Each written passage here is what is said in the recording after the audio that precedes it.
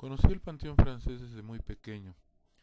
En el año de 1953 mi familia se avecindó en la calle de Xochicalco, casi esquina con el viaducto Río de la Piedad. De entre mis recuerdos más remotos se encuentra el de mi familia asistiendo a misa los domingos, justamente en la capilla del Panteón, que era el templo más cercano a nuestro domicilio. Más de alguna vez solíamos visitar las tumbas del cementerio después de concluida la ceremonia religiosa, y desde entonces empezaron a llamar mi atención los monumentos mortuorios, sobre todo los grandes mausoleos que se encuentran a ambos lados de la avenida principal que conduce a la capilla.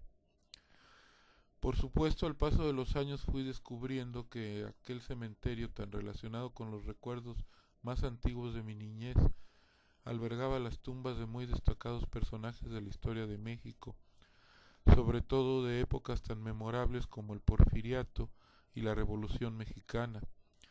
En efecto, el Panteón Francés es un rancio sobreviviente de los años más turbulentos del siglo XIX.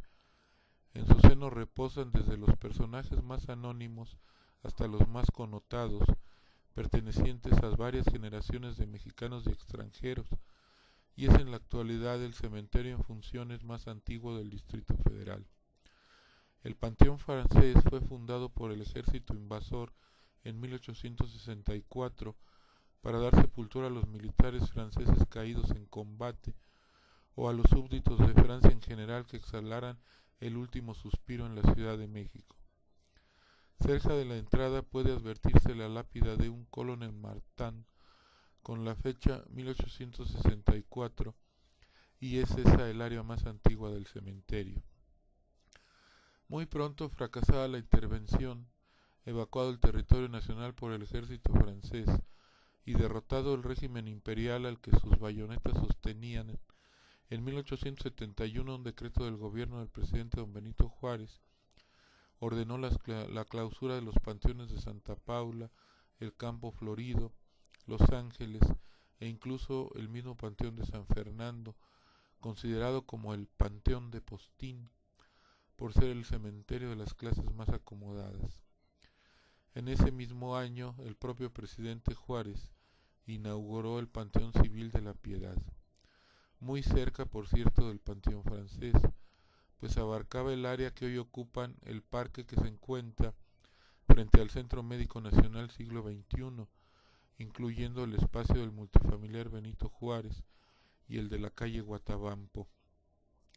El Panteón de la Piedad fue el primero en ser concebido y construido ex profeso para constituirse en el Cementerio General de la Ciudad de México. El Panteón Francés, por su parte, se convirtió en el favorito de la aristocracia porfiriana. Los grandes mausoleos que se encuentran a ambos lados de la avenida principal fueron levantados en esa época y tienen inscritos los nombres de grandes oligarcas porfirianos como los Torres Adalid, Ibs Limantur, Rincón Gallardo, Ibáñez, Grisi. Entre los más notables se halla el mausoleo de la familia Romero Rubio, donde se encuentran sepultados los restos del suegro y ministro de Gobernación de don Porfirio, don Manuel Romero Rubio, muerto en 1895, así como los de su viuda, doña Carmelita Romero Rubio y Casteló.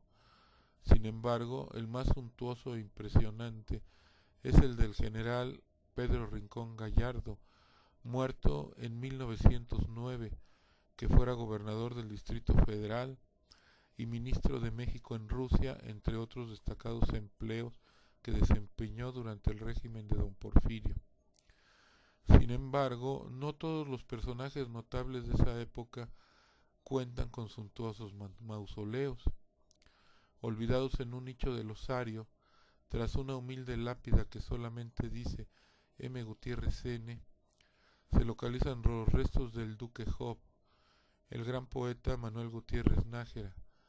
Gutiérrez Nájera bajó a la tumba en este cementerio en 1895, ocupando una fosa de segunda clase que pagó don José López Portillo y Rojas, porque el duque Job murió en la más absoluta de las miserias.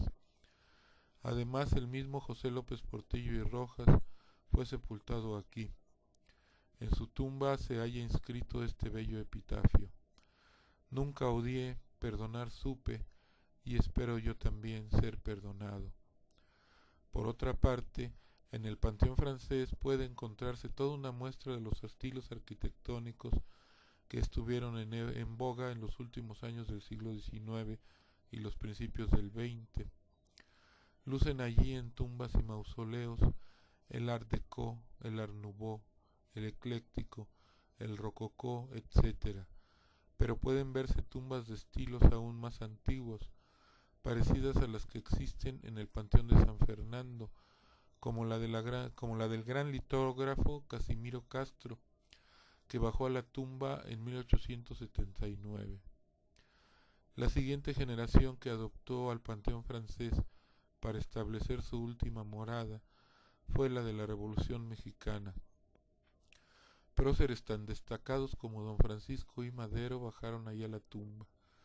Se encuentran nombres que recuerdan tragedias, ejecuciones y asesinatos políticos, como el del diputado Serapio Rendón. En las lápidas de la 15ª Avenida pueden leerse otros de trágico fin, como los de los generales Francisco R. Serrano y Arnulfo R. Gómez. Se encuentran algunos de los que participaron estrechamente en la promulgación de la Carta Magna que aún nos rige, como el del ingeniero Félix F. Pallavicini, o bien que protagonizaron tormentas políticas en los años 20 o 30, como el del sindicalista Luis N. Morones y el del general Enrique Estrada. Se puede encontrar incluso las tumbas de personajes tan diferentes entre sí, como las de don Eusebio Gayoso, fundador de la famosa funeraria, y la de don Agustín Víctor Casasola, fundador del archivo fotográfico